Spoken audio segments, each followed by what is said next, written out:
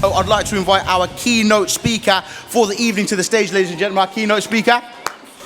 He started his career as an apprentice and now mentors some of the top FTSE 100 leaders. Please put your hands together for Mr. Nawaz, please, ladies and gents.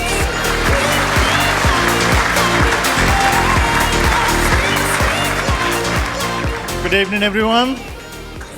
We're still here? Where's my glasses? I can't see everybody at the back. Right. It's all about apprenticeships, eh? In my days, as they say, it was a long, long time ago.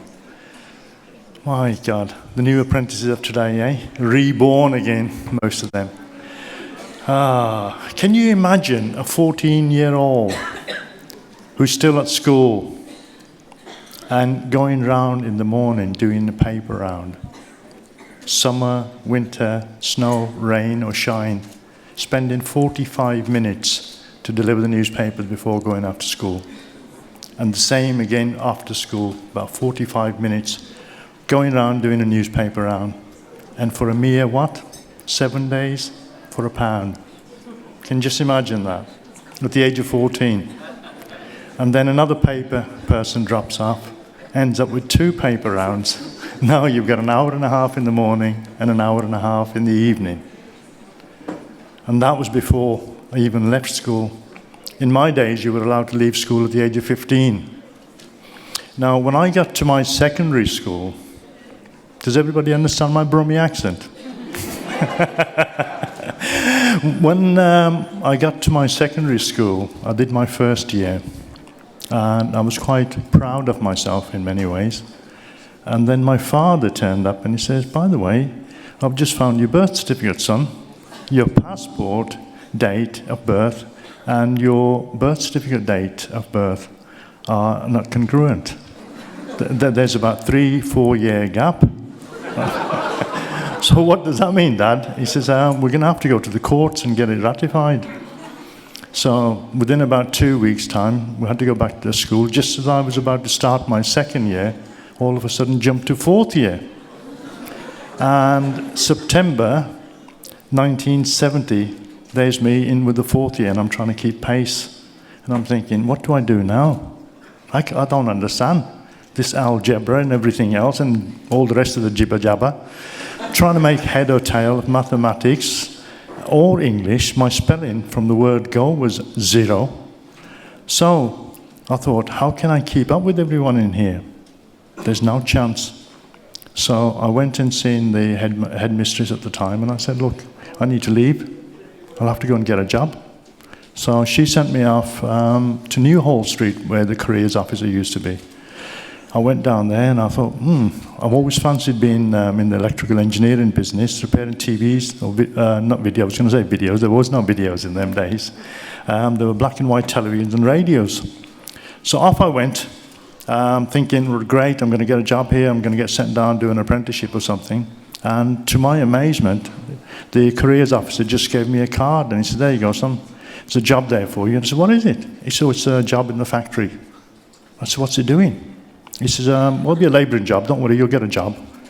And I thought, this isn't what I had in mind, no way. And at the end of the day, like when somebody tells you what you've got to do and it's not in line with what you expect in life, do you lie down and accept what they give you? Or do you say no? I decided there is no way that I want to work in a factory, not as a labourer. So from that moment onward, now this was in December 1970. I then picked up the newspaper, which was the Evening Mail, which I understand now is no longer around. Picked that up, surfed through it, looked through the pages and found a job for apprentices required for electrical engineering.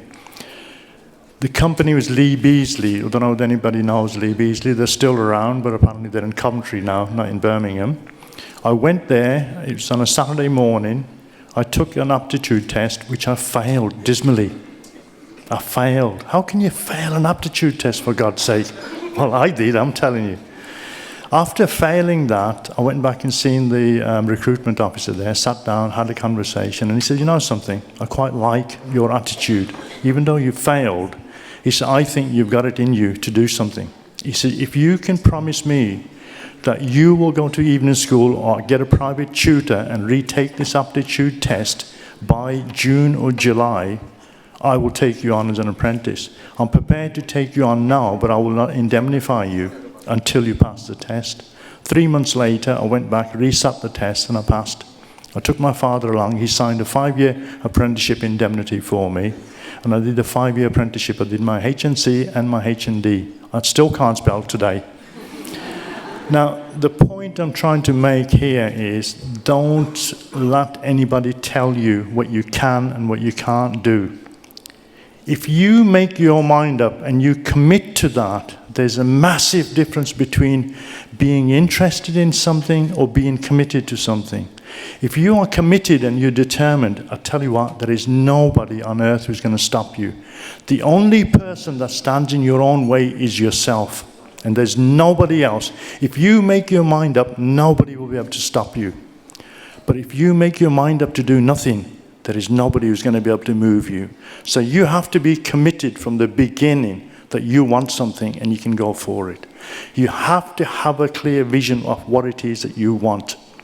Now, if a paper boy like me at the age of 14 and then leaving school with no formal qualification can make it up and go and sit at the head of FTSE 100 companies, sit there with the board of directors and mentor CEOs of FTSE 100 companies, if I can do it, I'm damn well sure that every person in here can do it damn sight better than myself as well. Don't let people, I don't care who they are, careers officers, whether they're your teachers or your employers, tell you that you're not good enough, that you can't do this and this is all you're destined for.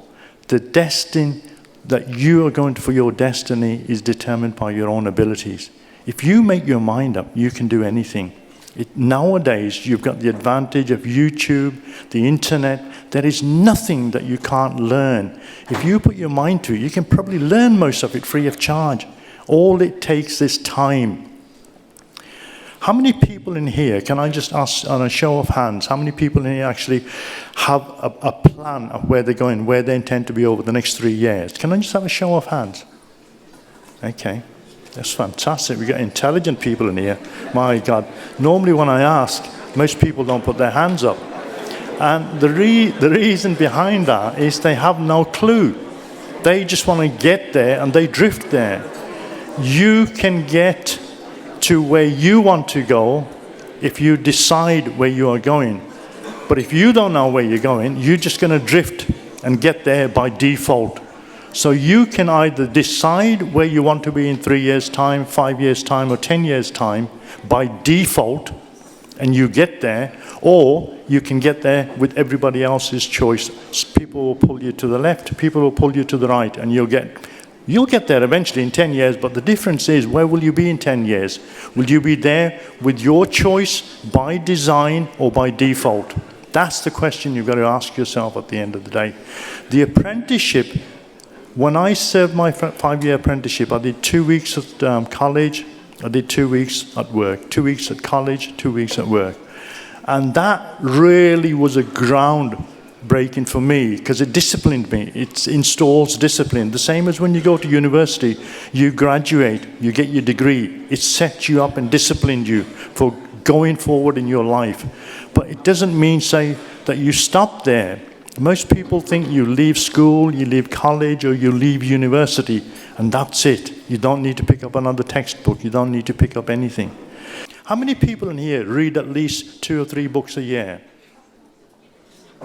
Okay, that's about 50%. The national figure for people who read less than a book a year is apparently over 80%. So, you know, you've got successful people in here. If you could read, just imagine, if the average person reads less than a book, and you read 2 books a year, 3 books a year, where do you think that puts you? Does that put you in the average or higher than the average? Much higher, much higher. So there's nothing to stop anybody. The only thing I'm going to leave you with, and I'm going to finish off because I don't want to be stopping in your way between the main course and me jabbering away. The only thing is, I know quite a few of you put your hand up there, and how many were putting up there because everybody else in the audience put theirs up, so you put yours up.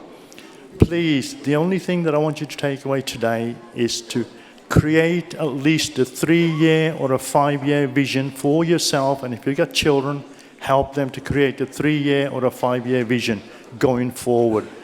The more that you help them to break that vision down into details, you'll find your mind's going to help you to connect all those details. And the reason most people don't succeed with their goals at the end of the day is because they leave it too vague in their head. It's like beginning of January. 2017, most of us are going to sit there and we're going to make a New Year's resolution, but by mid-January, it's out the window. But the people that will carry on are those that have actually put their steps, details down, breaking it down detail by detail. They are the ones who are going to succeed.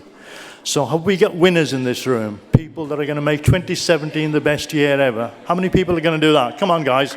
Everyone. Great. Let's see 2017 being the best year for everyone here. Thank you very much.